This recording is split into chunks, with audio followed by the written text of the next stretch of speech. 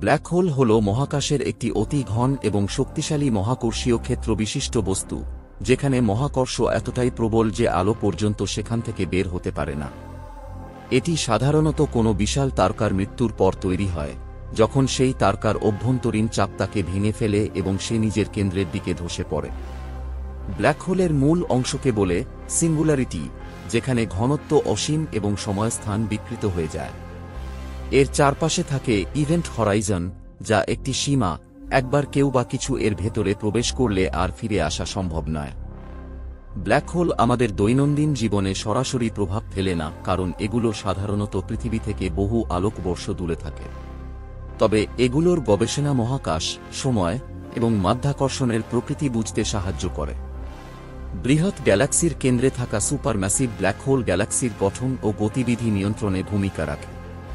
ভবিষ্যতে black hole সম্পর্কিত গবেষণা বিজ্ঞানের নতুন দ্বার খুলে দিতে পারে, যেমন টাইম ট্র্যাভেল বা ওয়ার্মহোল নিয়ে তত্ত্ব।